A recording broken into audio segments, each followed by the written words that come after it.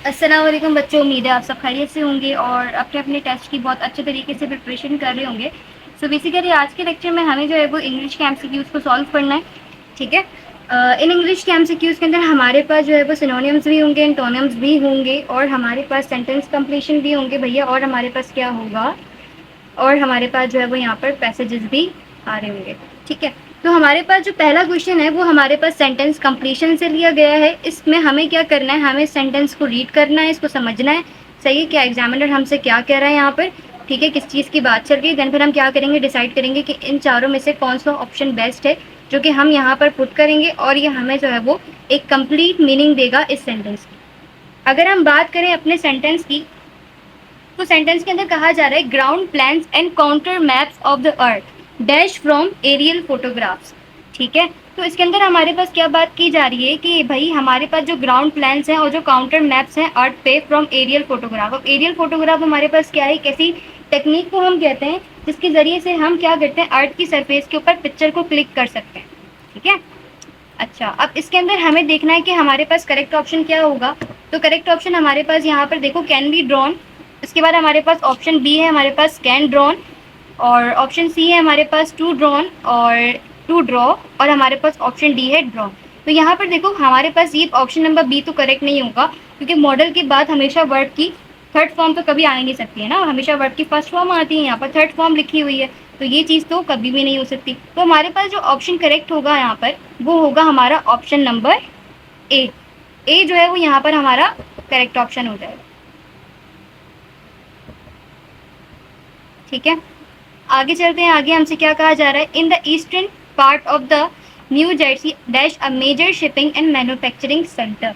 ठीक है, इसके अंदर बात की जा रही है, देखो न्यू जर्सी क्या चीज़ है पहले इसको समझ लो, ये क्या किस चीज़ की बात की जा रही है। जो वर्ड आपको दिखाई दे रहा है ये हमारे पास क्या है, न्यू जर्सी सनअती और तजारती सरगर्मियों की एक तारीख है, यानी एक हिस्ट्री की बात की जा रही है। सही है, जिसमें क्या होता है, जिसमें बड़े बड़े शहर जो है वो शिपिंग और मैन्युफैक्चरिंग, देखो यहाँ लिखा हुआ भी है मेजर शिपिंग एंड मैन्युफैक्चरिंग, क्या भाई के मरकज़ के तौर पर काम करते हैं। यानी कि जो बड़े बड़े शहर होते हैं वो क्या करते हैं, वो शिपिंग करते हैं और मैन्युफैक्चरिंग के तौर पर जो है वो काम कर रहे होते हैं। ठीक है, तो इसके अंदर हमें ये देखना है कि यहाँ पर जो है वो करेक्ट एमसीक्यूज हमारा कौन सा होगा। यहाँ पर लिखा हुआ है first the lies the city of Elizabeth. ठीक है, around the city of Elizabeth lies, नहीं भाई ये तो नहीं हो सकता, the city of Elizabeth lies there, there lies the city of Elizabeth around. तो यहाँ पर जो हमारा ऑप्शन ए है वो करेक्ट होगा। नेक्स्ट में चलते हैं, नेक्स्ट देखते हैं क्या है। एमसीक्यूज नंबर 28 हमारे पास है डैश द कॉन्स्टिट्यूशन ऑफ च्योरकन nation provided with a chief executive, a senate and a house of representative. अब देखो ये जो वर्ड लिखा हुआ है ना, ये वाला, इसको मैं हाईलाइट करूँ, ये जो वर्ड है हमारे पास, तुम क्यों आ गए भाई, इसको तो हम हटा देते हैं। ये जो वर्ड है हमारे पास च्योरकन नेशन, इसको समझ लो ये क्या चीज़ है हमारे पास। ये हमारे पास ना किसी एक नेशन की बात की जा रही है। सही है, जो कि क्या करती है, प्रोवाइड करती है, provide with a chief executive, a senate and a house of representative. ठीक है, यानी कोई ये नेशन है हमारे पास जो कि यूज़ हो रहा है। ठीक है, इस चीज़ की ना यहाँ पर बात की जा रही है। अब ये कब बना, इस चीज़ को मैं यहाँ पर देखना है। In 1827 they drafted, in 1827 was drafted, the draft in 1827, या फिर ड्राफ्टेड इन 1827। तो देखो यहाँ पर दे और वॉज वाला वर्ड तो नहीं यूज़ हो सकता ना, ये तो खासतौर पे ये बिल्कुल यूज़ नहीं होगा। दे कौन है यहाँ पर, दे किसकी बात की जा रही है, नहीं लिखा हुआ ना यहाँ पर, डिफाइन ही नहीं है। इसके अलावा ये वॉज भी नहीं हो सकता। तो हमारे पास जो करेक्ट ऑप्शन होगा ना वो होगा हमारे पास, अच्छा इसको हम जो है वो कलर चेंज कर देते हैं। यहाँ पर हमारे पास जो करेक्ट ऑप्शन होगा वो क्या होगा हमारे पास, ड्राफ्टेड इन 1827। ठीक है, ये हमारे पास जो है वो यहाँ पर करेक्ट ऑप्शन हो जाएगा। आगे चलते हैं, आगे हमारे पास आ रहा है dash when dash in Arctic regions the Aleutians construct igloos as temporary winter shelters। अब यहाँ पर बात की जा रही है आर्कटिक रीजन की। अब ये कौन होते हैं, देखो एल्यूटस जो लोग होते हैं ना वो क्या करते हैं, वो जो है वो इग्लूज को बनाते हैं टेम्परेरी तौर पर एज अ विंटर शेल्टर के लिए। ठीक है, इसमें ये चीज़ की बात की जा रही है। तो यहाँ पर हमारे पास जो करेक्ट ऑप्शन होगा उसको देख लेते हैं, वैन डैश। ठीक है, ट्रैवल तो नहीं हो सकता, ट्रैवलिंग दैम, टू ट्रैवल या फिर ट्रैवलिंग। तो यहाँ जो करेक्ट ऑप्शन होगा वो होगा ट्रैवलिंग। ठीक है, करेक्ट ऑप्शन हमारे पास क्या होगा, ट्रैवलिंग हो जाएगा। नेक्स्ट एमसीक्यूज देखते हैं। नेक्स्ट एमसीक्यूज हमारे पास है, in 1876 sculptor Annie Whitney bought a house in Boston for nearly 2 decades. अच्छा भाई, इसके अंदर बात की जा रही है भाई, जो ये वर्ड लिखा हुआ है ना एनी विटनी, ये क्या है, ये एक अमेरिकी मुजस्मा साज थी, यानी अमेरिकन जो है वो ये क्या करती थी, मुजस्मे बनाती थी। ठीक है, जो कि कहाँ रहती थी, बोजोन में रहती थी, और वहीं पर जो है वो काम क्या करती थी। ठीक है, तो यहाँ पर अब हमें देखना है कि इधर कौन सा वर्ड हमारे पास जो है वो हमारे पास हमें करेक्ट मीनिंग दे रहा होगा। तो भाई देखो, where did she live and work, नहीं भाई ये तो नहीं हो सकता। Was there living and working, अगर हम डी देखें तो डी हमारे पास है लिव एंड वर्क देयर। तो यहाँ पर जो करेक्ट वर्ड आएगा वो आएगा where she lived and work, जहाँ पर वो रहती थी और काम किया करती थी। ठीक है, तो ये हमारे पास जो है वो करेक्ट ऑप्शन हो जाएगा। ठीक है बच्चों, आगे चलते हैं। एमसीक्यूज नंबर 31 पे आते हैं और 31 चेक करते हैं कि वो हमसे क्या कह रहा है। Art criticism and the psychology of art dash disciplines are both related to aesthetic.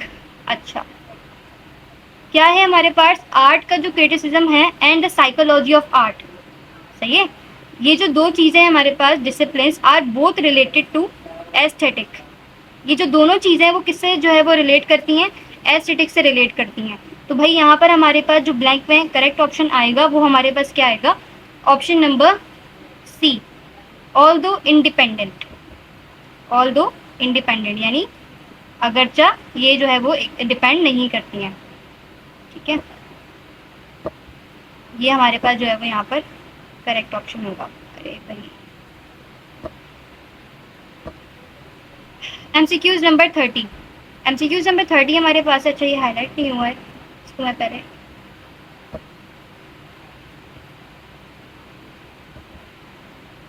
MCQs number 30 हमारे पास है, 32 है। By the middle of the 20th century, painters and sculptors in the United States had begun to exert dash over art.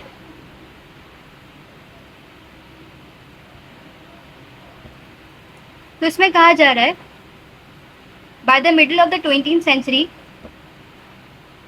painters and sculptors in the United States had begun to exert over art. 20वीं सदी के mid में, ठीक है, 20वीं सदी के आगाज में हमारे पास जो क्या था, पेंटर्स एंड स्कल्प्टर्स जो कि United States had begin to exert over art, यानी कि ग्लोबल आर्ट के अंदर हमारे पास जो है वो एक अहम तब्दीली देखने को नज़र आई, जिसमें यूनाइटेड स्टेट्स के जो वो कहते हैं ना, क्या कह सकते हैं इसको, जो मॉडल्स वगैरह बनाते हैं, फनकार इस तरीके से इनको कहते हैं, तो उन्होंने जो है वो अहम किरदार अदा किया है। ठीक है, तो इसमें हमारे पास देखो बेटा, करेक्ट ऑप्शन हमें यहाँ पर ढूंढना है एमसीक्यूज नंबर 32 का। 32 का हमारे पास अगर हम देखें option number A, influence world wide a great. ठीक है, इन्फ्लुएंस का मतलब हमारे पास मुतासर करना हो जाएगा, अ great world wide influence, influence अ ग्रेट वर्ल्ड वाइड या वर्ल्ड वाइड इन्फ्लुएंस ग्रेट, यानी वही बात है ना यहाँ पर कि 20वीं सेंचुरी के आगाज में हमारे पास जो पेंटर्स एंड स्कल्प्टर थे यूनाइटेड स्टेट्स के, ठीक है, उन्होंने जो है वो ग्लोबल फन में या ग्लोबल आर्ट में बहुत ज़्यादा अहम किरदार अदा किया है। तो इसको हमें यहाँ पर जो है वो पुट करना है कि हम क्या वर्ड जो है वो यहाँ पर डालेंगे जो हमें इस चीज़ की मीनिंग करेक्ट देगा। तो यहाँ पर देखो हमारे पास जो ऑप्शन नंबर बी है ना, ये बिल्कुल यहाँ पर जो है वो परफेक्ट हो रहा है, option number B, a great world wide influence. ठीक है, आगे चलते हैं। Work in Paris psychology dash has attracted a relatively small number of scientists. अगर इसमें बात की जाए तो इसमें कह रहे हैं कि वर्क करना किसमें, प्रेस पर साइकोलॉजी में has attracted a relatively small number of scientist. अच्छा, अब हम देखते हैं कि यहाँ पर हमारे पास जो है वो करेक्ट ऑप्शन क्या होगा। करेक्ट ऑप्शन अगर हम बात करें यहाँ पर, तो देखो इसमें कहा क्या जा रहा है कि जो हमारे पास ये जो साइकोलॉजी या प्रेस पर साइकोलॉजी की बात की जा रही है, ये इसमें क्या होता है, हमारे पास ये एक ऐसा शोबा होता है इसमें क्या होता है जो कि हमारे पास साइंस के एक सर्किल से बाहर के मुजाहरे को दरियाफ्त करता है या बाहर के चीज़ों को जो है वो देख रहा होता है। ठीक है इस चीज। अच्छा भाई देखो एमसीक्यूज नंबर हमारे पास 33 हमसे क्या कह रहा है work in press psychology dash is attracted a relatively small number of scientist.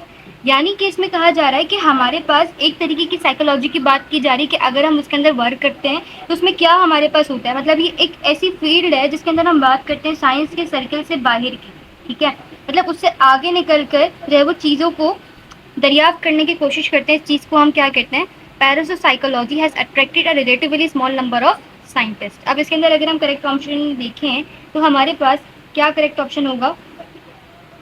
देखो पहला ऑप्शन हमारे पास है is a very controversial field, a very controversial field, which a very controversial field is a field very controversial which. तो ये option तो बिल्कुल incorrect हो जाएगा, ठीक है, इन दोनों में से कोई एक ऑप्शन करेक्ट हो सकता है, सही। तो हम यहाँ पर क्या करेंगे, हमें अगर देखना है कि इन दोनों में से करेक्ट ऑप्शन कैसा है तो हम यहाँ पर देखेंगे कि सबसे ज़्यादा जो है वो मासूम सा हम ये कह सकते हैं कौन सा ऑप्शन है। तो यहाँ पर इज़ अ वेरी कॉन्ट्रोवर्शियल भी थोड़ा बड़ा सेंटेंस बन जाएगा या एक्स्ट्रा वर्ड हम इसमें कह सकते हैं। और सी अगर हमारे पास है तो वो है अ वेरी कॉन्ट्रोवर्शियल फील्ड। तो हमारे पास जो करेक्ट ऑप्शन होगा वो होगा अ वेरी कॉन्ट्रोवर्शियल फील्ड, ठीक है, हमारे पास ये वाला करेक्ट ऑप्शन होगा। अच्छा भाई अगर हम एमसीक्यूज नंबर 34 की बात करें तो एमसीक्यूज नंबर 34 हमारे पास है helium is dash all gases to liquefy and it's possible to solidify at normal air pressure। भाई यहाँ पर हीलियम की प्रॉपर्टीज़ की बात की जा रही है, ठीक है, हीलियम की कुछ स्पेसिफिक प्रॉपर्टीज़ होती हैं, ठीक है।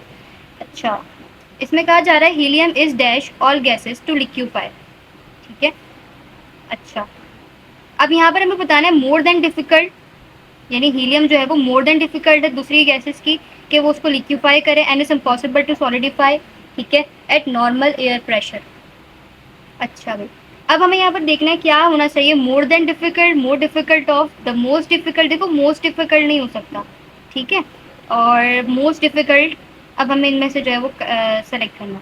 अच्छा अब हमारे पास देखो एमसीक्यूज नंबर हम कौन सा कर रहे हैं 34 कर रहे हैं। तो यहाँ पर हमारे पास जो करेक्ट ऑप्शन होना चाहिए वो हमारे पास होना चाहिए मोर than difficult, helium is more than difficult all gases, नहीं, मोर डिफिकल्ट ऑफ। देखो यहाँ पर हम कुछ कंपैरिजन थोड़ी ना कर रहे हैं, हम यहाँ पर ऑल गैसेस की बात करें और हीलियम हमारे पास एक स्पेसिफिक हमने बता दिया कि हम सिर्फ हीलियम को कंपेयर करें तमाम गैसेस से, ठीक है, यानी हम उसको जो है वो हम कह सकते हैं सुपर बना रहे हैं, ठीक है, हम इसको किसी दो चीज़ों से कंपेयर नहीं करें, इस वजह से हम यहाँ पर मोर नहीं लगाएंगे, हम यहाँ पर लगाएंगे द मोस्ट डिफिकल्ट ऑफ, ठीक है, द मोस्ट डिफिकल्ट ऑफ यहाँ पर जो है वो हमारा करेक्ट ऑप्शन होगा। आगे चलते हैं, हमारे पास नेक्स्ट क्वेश्चन हमारे पास है 35 dash map dates back to up 3000 BC, BC मतलब बिफोर क्रिस्ट हो जाएगा, dash map dates back to about 3000 BC। अब एमसीक्यूज नंबर 35 देखते हैं, इसका करेक्ट ऑप्शन क्या है, known to be the oldest, known as the oldest, या फिर it was the oldest known, या फिर द ओल्डेस्ट नोन। यहाँ पर हमारे पास जो है वो करेक्ट ऑप्शन होगा option D, the oldest known. MCQs number 36 की बात करते हैं। MCQs number 36 sometimes dash to place physics and chemistry into separate categories. देखो जो फिजिक्स और केमिस्ट्री है उसमें बात की जा रही है कि ये बड़ा मुश्किल होता है कई दफ़ा कि हम जो है वो इनको सेपरेट कैटेगरीज के अंदर लिख सकें। आप भी ये जो है वो कंसीडर कर सकते हो अगर आप साइंस के स्टूडेंट हो। काफ़ी सारी चीज़ें ऐसी होती हैं जो कि हम केमिस्ट्री में पढ़ते हैं, काफ़ी सारी चीज़ें ऐसी होती हैं जो फिजिक्स में पढ़ते हैं, वो सिमिलर हो जाती हैं, ठीक है। तो इसमें यही कह रहे हैं कि फिजिक्स और केमिस्ट्री को कभी कभार सेपरेट कैटेगरी के अंदर रखना काफ़ी मुश्किल हो जाता है। तो यहाँ पर हमें देखना है कि इधर क्या करेक्ट ऑप्शन हमारे पास होगा। तो यहाँ पर हमारे पास जो है वो करेक्ट ऑप्शन होगा sometime it is difficult to place physics and chemistry into separate categories. Option number C हमारे पास जो है वो यहाँ पर करेक्ट ऑप्शन हो जाएगा। अब हम बात करते हैं एमसीक्यूज नंबर 37 के experiment in the photography of moving object dash in both the United states and Europe well before 1900। तो एक्सपेरिमेंट की बात की जा रही है फोटोग्राफी मूविंग ऑब्जेक्ट की photography in dash in both the United states, कहाँ पर, यूनाइटेड स्टेट्स में और यूरोप में बात की जा रही है, वेल बिफोर 1900 1900 से पहले, सही। अब यहाँ पर देखो हमारे पास करेक्ट ऑप्शन क्या होगा, हैव बीन कंडक्टिंग, नहीं, हैड बीन कंडक्टेड, या वर कंडक्टिंग, या फिर हैज़ बीन कंडक्टिंग। तो हमारे पास देखो यहाँ पर जो करेक्ट ऑप्शन होगा वो हमारे पास होगा हैड बीन कंडक्टेड, ठीक है, हैड बीन कंडक्टेड, क्योंकि देखो ये जो 1900 बिफोर ही आपको इंडिकेट कर रहा है कि हम बात किसकी कर रहे हैं, हम बात कर रहे हैं पास्ट की, ठीक है, हम बात किसी कर रहे हैं, पास्ट की बात कर रहे हैं, इसलिए हम यहाँ पर हैड बीन को चूज करेंगे और वर्ब नहीं हो सकता क्योंकि यहाँ पर सब्जेक्ट वर्ब एग्रीमेंट का मसला आ जाएगा, इसलिए हमने यहाँ पर बी ऑप्शन जो है वो सेलेक्ट नहीं किया। अगर हम बात करें अपने एमसीक्यूज नंबर 38 की, तो एमसीक्यूज नंबर 38 हमसे कह रहा है abstraction goes into making of any work of art dash और नॉट। अच्छा, अब इसमें हमें क्या कहा जा रहा है, abstraction goes into making of any work of art dash और not, whether the artist being aware of it, whether the artist is aware of it, the artist is being aware whether, या फिर the artist is aware whether। तो यहाँ पर हमारे पास जो correct option होना चाहिए वो होना चाहिए abstraction goes into making of any work of art whether the artist is aware of it or not। Artist जो है वो चीज़ से अवेयर है या फिर नहीं, सही है। MCQs number 39, the best way to control rats is by seeing that they have S. MCQs number 39 देखें आप, तो इसमें हमारे पास क्या होना चाहिए option, possibility little nourishment is possible, nourishment possible है little, little is possible nourishment. यहाँ पर हमारे पास करेक्ट ऑप्शन होगा सी, ठीक है, ऑप्शन नंबर नहीं, बेसिकली ऑप्शन सी होगा, ठीक है। आगे चलते हैं, the significance of mythology with in a culture is reflected in dash the amount of time devoted to this activity and the relevance of mythology to criminals, ठीक है। अच्छा, MCQ नंबर 40 में अगर हम देखें तो यहाँ पर क्या कहा जा रहा है हमसे, अच्छा जी, MCQ नंबर 40 का जो हमारे पास करेक्ट ऑप्शन है वो है हमारे पास ऑप्शन बी, ठीक है। आगे हम चलते हैं, आगे हमारे पास बात की जा रही है एंटोनियम्स के। एंटोनियम्स क्या होते हैं, हमारे पास आपको जो है वो एक वर्ड गिवन होगा, आपने क्या करना है, उस वर्ड की अपोजिट मीनिंग देखनी है अपने ऑप्शंस में, ठीक है।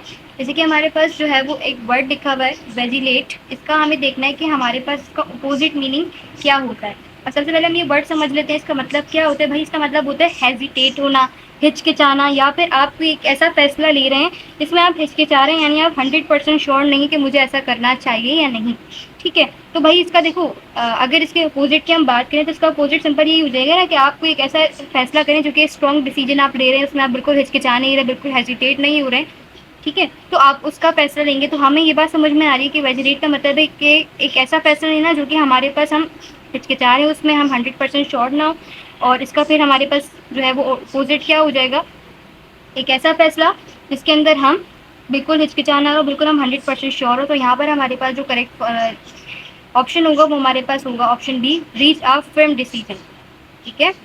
आगे चलते हैं बच्चों, आगे हमारे पास है सिनोनिम ऑफ बैप्टाइज। बैप्टाइज का क्या सिनोनिम हमारे पास होगा, अब सिनोनिम हमारे पास क्या होता है, सिनोनिम बेसिकली हमारे पास आपको एक वर्ड गिवन है, आपने चेक करना है कि इस वर्ड की सेम मीनिंग हमें इन चारों में से कौन से ऑप्शन हमें जो है वो प्रोवाइड करता है, ठीक है।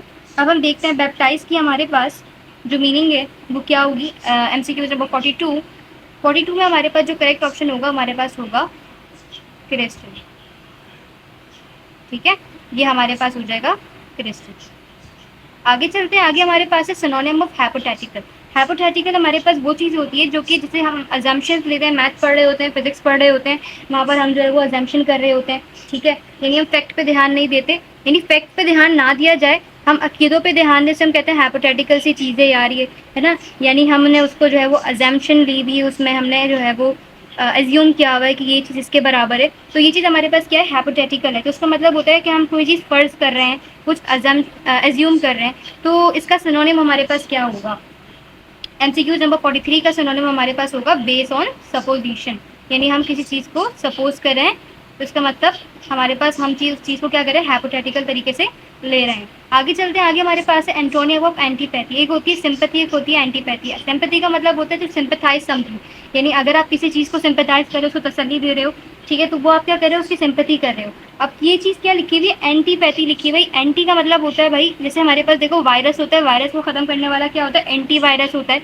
इसी तरीके से हमारे पास ये क्या होता है, सिंपैथी होता है। एक चीज़ अगर आपको तसल्ली दे रही है तो दूसरी चीज़ क्या होगी, इसकी अपोजिट एंटीपैथी होगी, ठीक है। इसको आप यहाँ से आपको जो है वो सिनोनिम पता चल गया एंटीपैथी का, सॉरी एंटीपैथी का, हाँ सिनोनिम ही कह सकते हो आप इसको, सिंपैथी हो जाएगा, ठीक है। तो अब हमें देखना है, सिंपैथी तो यहाँ पर डायरेक्ट नहीं लिखा हुआ, लेकिन हम देखते हैं कि इनमें से उस जैसा वर्ड कौन सा हो सकता है।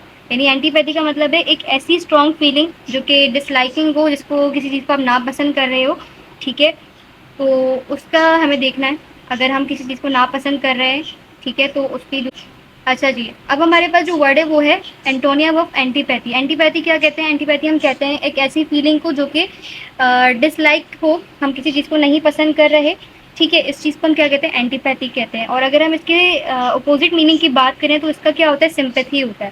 सिंपैथी का मतलब होता है टू सिंपैथाइज समवन, अगर आप किसी को तसल्ली दे रहे हो यानी आप उसको सिंपैथाइज कर रहे हो, ठीक है। तो इसका देखो हमारे पास जो करेक्ट ऑप्शन होगा वो होगा लाइकिंग, टू लाइक समवन। इसका मकसद आप क्या कर रहे हो? उसको सिंपैथाइज कर रहे हो, उसे तसल्ली दे रहे हो। इस चीज़ को हम जो है वो यहाँ पर लेके चलेंगे, ठीक है। आगे चलते हैं। आगे हमारे पास जो है वो नेक्स्ट एमसीक्यूज क्या आ रहा है? इनिशिएट। इनिशिएट का मतलब होता है एंड। अच्छा, यहाँ पर ना एनालॉगी यूज़ की जा रही है, ठीक है। एनालॉगी देखो, जैसे कि यहाँ पर लिखा हुआ है सम डिफरेंस, अगर सम होता है तो उसका दूसरा क्या आता है? डिफरेंस आता है, ठीक है। इस तरीके से किसी चीज़ को अटेंड करना, किसी चीज़ को इग्नोर करना, कोई चीज़ स्टार्ट हो रही है तो दूसरी चीज़ क्या होगी? बिगिन होगी, ठीक है। तो ये क्या होती है? हमारे पास एनालॉगीज होती हैं। तो हमारे पास देखो यहाँ पर क्या लिखा हुआ है? इनिशिएट। इनिशिएट का मतलब एंड, मतलब स्टार्ट और एंड, ठीक है। Initiate, start, and. अब यहाँ पर हमें देखना है कि करेक्ट ऑप्शन हमारे पास कौन सा होगा एमसीक्यू नंबर 45 का। तो यहाँ पर देखो कौन सा हमें करेक्ट लग रहा है? इंथुसिज्म और information, some difference, malignant, cancer, attend, ignore, start, begin. Start होना, बिगिन होना तो एक ही चीज़ होती है ना, सम डिफरेंस, मैलिग्नेंट, कैंसर। तो यहाँ पर हमारे पास करेक्ट ऑप्शन होना चाहिए अटेंड और इग्नोर। ये सब एक साथ हाईलाइट हो जाएगा मुझे लग रहा है, सही कर लेते हैं इसको। यहाँ पर हमारे पास क्या होगा? अटेंड और इग्नोर। आगे चलते हैं। आगे हमारे पास है फिश स्केल्स। अच्छा, अब इधर भी एनालॉगी हमारे पास आएगी। देखो ये सिंपल क्या होता है, जैसे कि हम जो है ना लीनियर मोशन के अंदर हम डिस्कस करते हैं किस चीज़ को? फोर्स को। लेकिन जब हम बात करते हैं सर्कुलर मोशन की तो उसके अंदर हम क्या डिस्कस करते हैं? टॉर्क को डिस्कस करते हैं। यानी जो काम लीनियर मोशन में फोर्स परफॉर्म करता है वही काम सर्कुलर मोशन में क्या परफॉर्म करता है? हमारे पास टॉर्क परफॉर्म करता है। बस वही चीज़ हमारे पास, आप समझ जाओ, उसी तरीके का काम यहाँ पर हो रहा है। तो यहाँ पर कह रहा है फिश स्केल्स। अब यहाँ पर हमें चेक करना है बुक्स और पेपर, तो भाई ऐसा नहीं हो सकता ना, बुक और पेपर, फिश कहाँ, बुक कहाँ, तो ये बात तो हो ही नहीं सकती। कार और व्हील, ये भी नहीं हो सकता। कैट और क्लॉस, ये भी नहीं हो सकता। स्नेक एंड फैंग्स भी नहीं हो सकता। तो यहाँ पर हमारे पास करेक्ट ऑप्शन होगा बच्चों बर्ड्स और फीवर। आगे चलते हैं। आगे हमारे पास है नेक्स्ट एमसीक्यूज। नेक्स्ट एमसीक्यूज हमारे पास क्या आ रहा है? MCQs number 47। Salma Holmes looked as though it had been dashed from a Ranbine. Her expensive burner was her soul of luxury. यानी सलमा का जो घर है ना, अब ये सलमा बाजी पता नहीं कौन होंगी, इसमें ये क्या जा रहा है कि उनका जो घर है वो ऐसा लग रहा है कि मतलब ना बहुत जैसे कहते हैं ना वेस्टफुल चीज़ों से बनाया गया है, लेकिन उनके पास कोई एक तरह का बर्नर है जो कि ये इंडिकेट कर रहा है कि वो काफ़ी जो है वो रिच है, ठीक है। तो यहाँ पर देख लेते हैं। यहाँ पर हमारे पास जो है वो करेक्ट ऑप्शन क्या होगा कि it had been dash from a ravine, her expensive burner was her sole dash of luxury. तो यहाँ पर हमारे पास करेक्ट ऑप्शन क्या होने वाला है? करेक्ट ऑप्शन हमारे पास होने वाला है ऑप्शन डी। ऑप्शन डी हमारे पास यहाँ पर जो है वो करेक्ट ऑप्शन हो जाएगा। ये आज मसला कर रहा है। अच्छा भाई, इसके बाद हमारे पास जो है वो हमारे पास पैसेज है। हमें इस पैसेज को रीड करना है, देन फिर हम इसको समझते हैं कि पैसेज में हमसे कहा क्या जा रहा है, ठीक है भाई। पैसेज हमारे पास स्टार्ट होता है। पैसेज को सॉल्व करने की जो टेक्निक होती है वो आप सब सुन लो। पैसेज को सबसे पहले ना बहुत आराम से समझा करो, उसको पढ़ा करो। भले ही कुछ समझ में नहीं है ना, लेकिन एक दफ़ा उसको रीड कर लोगे ना तो काफ़ी सारी चीज़ें ऐसी होंगी जो कि आपको समझ में खुद ब खुद आने लगेंगी। जब आप उसको सेकंड टाइम रीड करोगे तो आपको काफ़ी सारी चीज़ें पहले से क्लियर हो जाएंगी, ठीक है। तो अब हम देखो पैसेज को पढ़ते हैं, पहले समझते हैं, मतलब पहले सिंपल रीड करेंगे, देन फिर इसको देखते हैं कि इसमें क्या कहा जा रहा है। In 1950s Salman Baig began his greatest work, ठीक है। आप लोग समझते भी चलो, आप लोगों को खुद भी अंडरस्टैंडिंग होगी। बाद में मैं भी आपको बता दूंगी कि यहाँ पर क्या काम हो रहा है। In 1950 Salman Baig began his greatest work, a Pakistani dictionary of the Urdu language. In preparing the manuscript, he devoted 10 years to the study of Urdu and its relationship to other languages, and 7 more years to writing itself. Published in 2 volumes in 1970, a Pakistani dictionary of the Urdu language has become the recognized authority for usage in the subcontinent Big purpose in writing, it was to demonstrate that the Urdu language was developing distinct meanings and pronunciation from those of Indian Urdu. He is responsible for advancing simplified. चलो अब इसको हम समझते हैं, इसमें हमसे क्या कहा जा रहा है। इसमें बात की जा रही है 1915 में कोई सलमान बेग हैं जिन्होंने एक बहुत ही ग्रेटेस्ट वर्क शुरू किया। अच्छा भाई, ये बात तो मैं पता है। अब वो वर्क हमारे पास क्या है, A Pakistani Dictionary of the Urdu Language.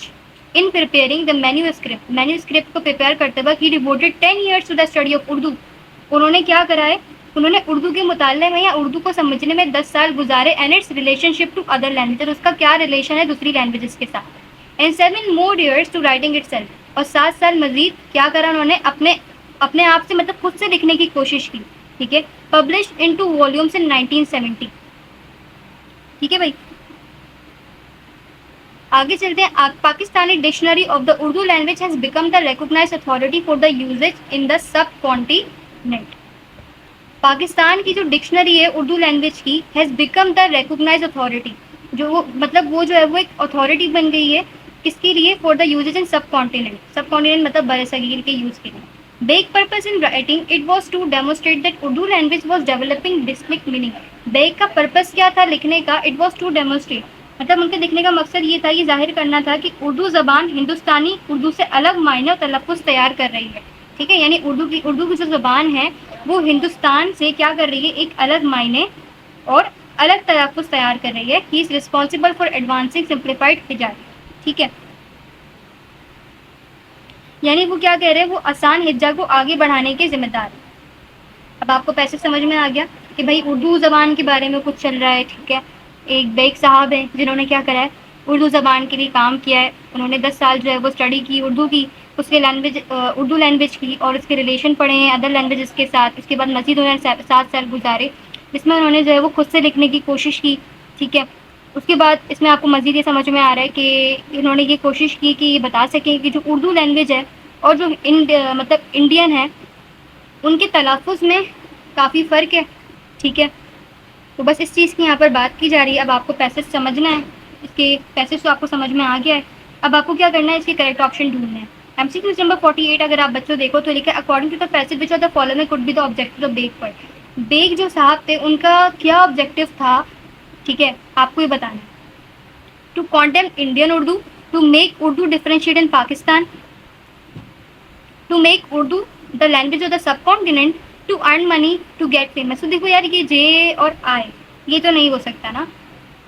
ठीक है, अगर हम बात करें यहाँ पर FGH, तो यहाँ पर देखो टू कॉन्डेमेंट इंडियन उर्दू ये नहीं हो सकता। To make Urdu differentiate in Pakistan ये भी बात नहीं की जा रही। हाँ, यहाँ पर ये ज़रूर बात की गई थी, to make Urdu the language of the subcontinent. ठीक है, तो हमारे पास यहाँ पर ना जो MCQs करेक्ट होगा वो क्या होगा, यहाँ पर ऑप्शन H। ठीक है, ये हमारे पास जो है वो यहाँ पर करेक्ट ऑप्शन हो जाएगा। सही है बच्चों, आगे चलते हैं। नेक्स्ट हमारे पास है according to the author Baig work on Urdu make it.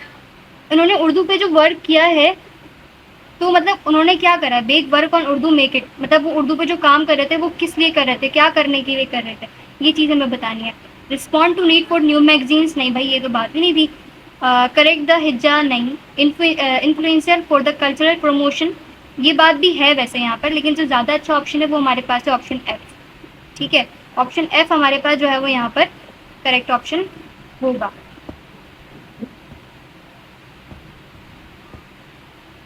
आगे चलते हैं। नेक्स्ट हमारे पास है next MCQ 50। Rumour that the corporation was close to the dash cause it panic among its creators and stakeholder. Rumours हमारे पास अफवाहों को कहते हैं। ठीक है, तो MCQ 50 में देखते हैं rumour that the corporation was close to the dash cause panic among it creditor and stakeholder. तो यहाँ पर हमारे पास जो करेक्ट ऑप्शन होगा वो होगा ऑप्शन बी, बैंकक्रप्टी। चलें जी, आगे चलते हैं। हमारे पास आप इसके ऑप्शंस देख सकते हो यहाँ से। ठीक है, यहाँ पर सारे ऑप्शंस हैं। आगे चलते हैं, देखते हैं हमारे पास आगे क्या। आगे फिर से हमारे पास वही चीज़ आ गई है, यानी सेंटेंस कंप्लीशन हमारे पास आ गए हैं। हमें दोबारा से सेंटेंस कंप्लीशन को जो है वो सॉल्व करना है। अच्छा बच्चों, हमारे पास जो है वो 76 हमारे पास एमसीक्यूज है, वो क्या कह रहा है, a ratio is a comparison of dash whole और a part to another part. देखो रेशियो हम क्यों, मतलब रेशियो की यहाँ पर बात की जा रही है, ratio is a comparison of, ratio क्या करता है, कंपैरिजन करता है डैश होल और a part to another part. यानी रेशियो क्या बताता है, दो क्वांटिटीज के दरमियान में जो है वो हमें बता रहा होता है एक रिलेशन, और ये बता रहा होता है कि एक क्वांटिटी दूसरी क्वांटिटी में कितनी बार यूज हो चुकी है। ठीक है, तो हमारे पास एमसीक्यू नंबर 76 का जो करेक्ट ऑप्शन होगा वो होगा part two the, a part to the, part two the, या फिर हमारे पास ऑप्शन सी। तो ऑप्शन सी हमारे पास यहाँ पर करेक्ट ऑप्शन होगा, अ पार्ट टू द।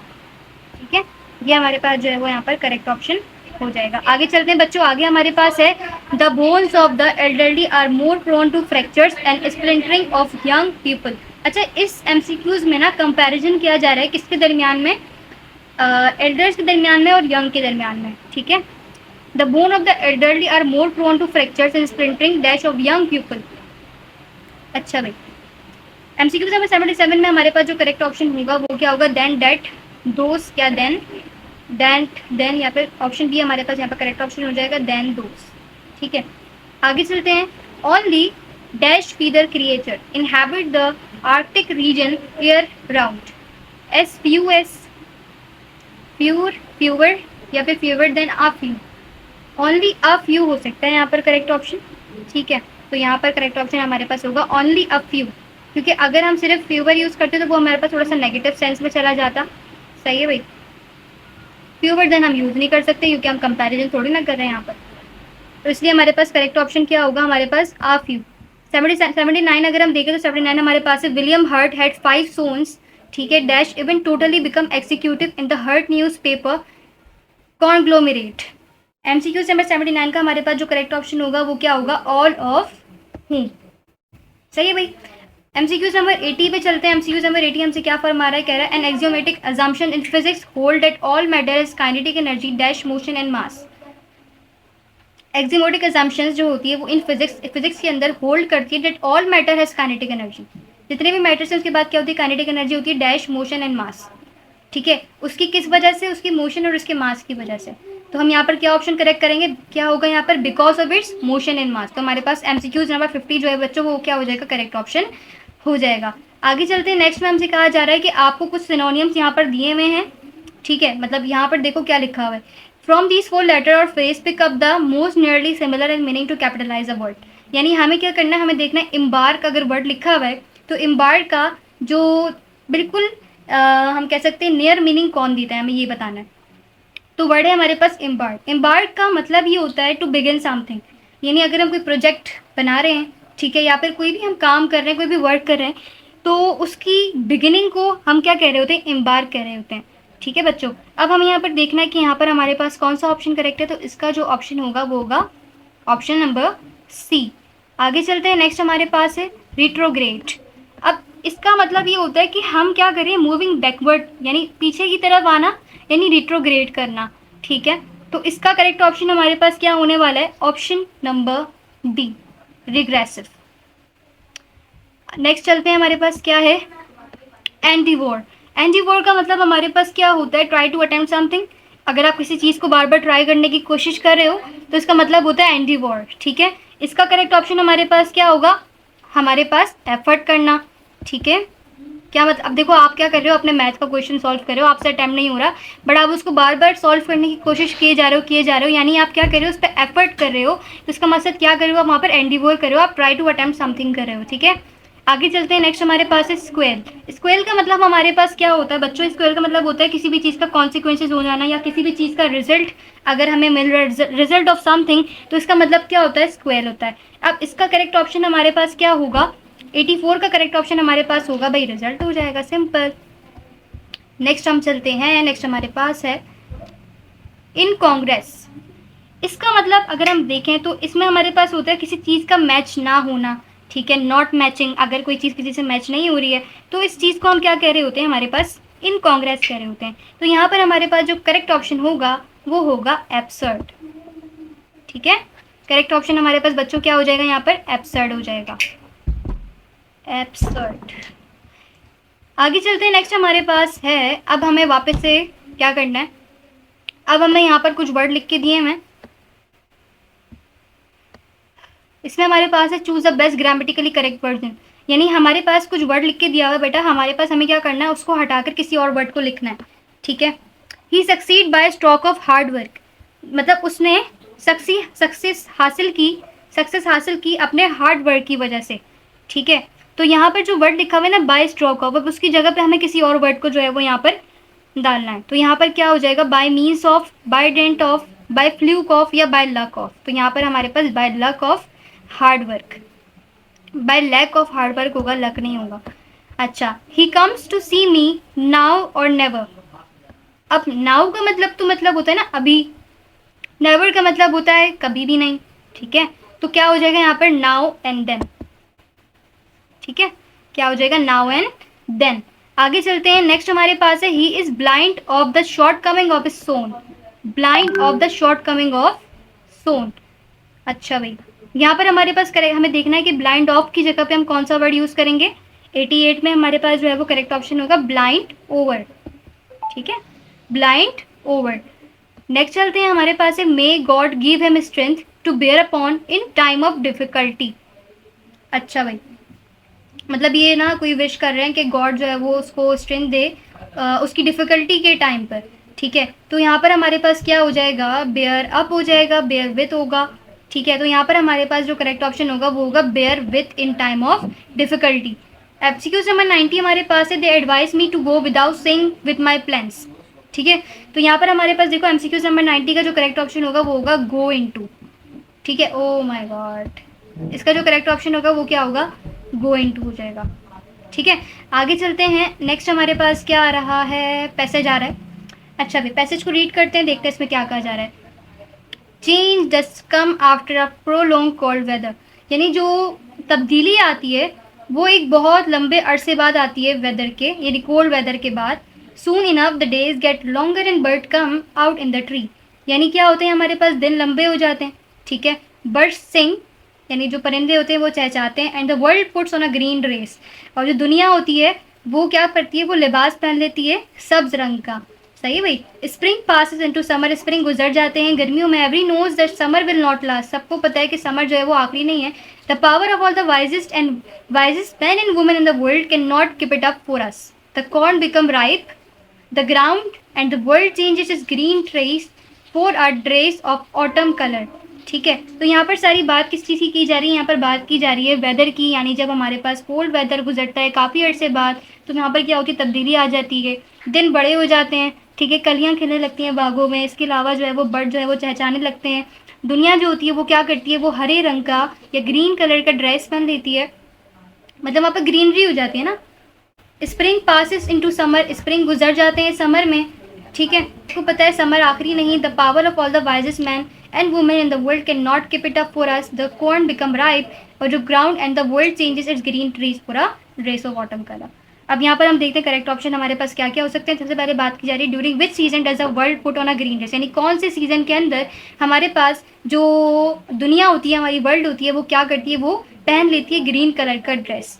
तो यहाँ पर हमारे पास देखो समर, स्प्रिंग, विंटर या फिर ऑटम। तो यहाँ पर हमारे पास करेक्ट ऑप्शन होगा बच्चों स्प्रिंग, सही है। नेक्स्ट हम चलते हैं नेक्स्ट क्वेश्चन पे। नेक्स्ट हमारे पास कह रहा है, this story is mainly about, ये जो स्टोरी है या फिर जो ये पैसेज है वो किसके ऊपर ज़्यादा जो है वो मेनली है, यानी किस चीज़ के बारे में हमारे पास मेन बात हो रही है। The vision of nature, change, the beauty of the seasons, shortness of summer. तो यहाँ पर देखो हम अगर देखें तो यहाँ पर हम बात कर रहे हैं चेंज की, ठीक है। पहले लाइन में ही हमारे पास चेंज का वर्ड यूज़ हुआ हुआ, तो हम जो है वो चेंज जो है वो यूज़ करेंगे। What is a season describe at the end of the story, end of the story में कौन से सीजन की हमने बात की है यहाँ पर। तो देखो यहाँ पर इधर आओ, लास्ट में पढ़ो, the corn become ripe, the ground and the world change it's green trees for a dress of autumn colours, ठीक है। तो हमने किसकी बात की है यहाँ पर, ऑटम की बात की। तो यहाँ पर करेक्ट ऑप्शन हमारे पास ऑप्शन सी हो जाएगा, सही।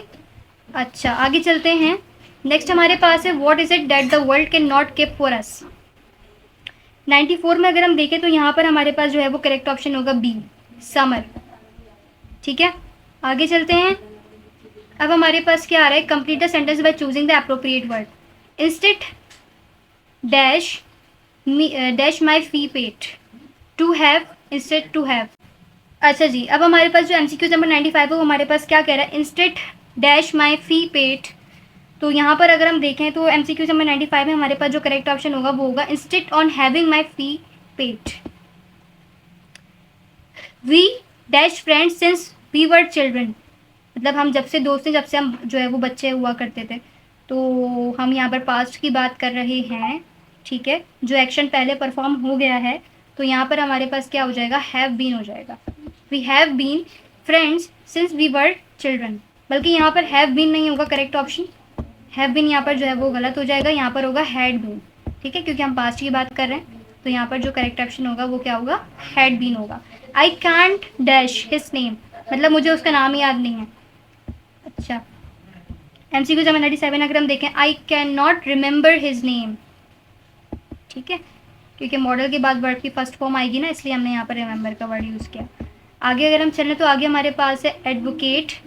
अब एडवोकेट का मतलब ये होता है बच्चों सपोर्ट करना, किसी चीज़ को प्रमोट करना। ठीक है, मतलब उसकी कॉज को प्रमोट करना। ठीक है, इस चीज़ को हम कहते हैं एडवोकेट करना। तो यहाँ पर हमारे पास हमें इसका क्या करना है, इसका हमें अपोजिट मीनिंग देना है। तो यानी एडवोकेट का मतलब होता है सपोर्ट करना, तो इसका जो अपोजिट होगा वो क्या होगा, किसी चीज़ का अपोज करना, उसकी मुखालफत करना। ठीक है, तो यहाँ पर हमारे पास जो ऑप्शन ए है ना वो करेक्ट होगा। अच्छा, नेक्स्ट हमारे पास है एबिलिटी। एबिलिटी कहते हैं किसी चीज़ के स्किल को, आपकी कैपेबिलिटी को, कि आपके पास कितनी कैपेबिलिटी है कि आप ये वाला काम परफॉर्म कर सकते हो। तो उस चीज़ को हम कहते हैं एबिलिटी। तो इसका क्या हो जाएगा, इनकैपेबिलिटी हो जाएगा। नेक्स्ट अगर हमारे पास हम देखें तो हमारे पास है ब्रिलियंट। ठीक है, अगर कोई चीज़ ब्रिलियंट है यानी वो किसी काम में बहुत ज़्यादा इंटेलिजेंट है। ठीक है, मतलब किसी चीज़ का इंटेलिजेंट होना, तो उसका उलट क्या हो जाएगा यहाँ पर हमारे पास, ऑप्शन डी। ऑप्शन डी जो है वो हमारे पास यहाँ पर करेक्ट ऑप्शन हो जाएगा। ठीक है, तो ये थे हमारे पास यहाँ पर इंग्लिश के एमसीक्यूज। और यहाँ से आप जो है वो इसके करेक्ट ऑप्शन भी देख सकते हो। यहाँ पर इंग्लिश के पोर्शन में यहाँ पर हमारे पास जो है वो यहाँ पर करेक्ट ऑप्शन है, हम यहाँ से इसके करेक्ट ऑप्शन भी देख लेना। ठीक है, तो उम्मीद है आपको ये सारे एमसीक्यूज समझ में आए होंगे। ठीक है, आप लोग इससे प्रैक्टिस कर सकते हो और अपने स्कोर को बढ़ा सकते हो।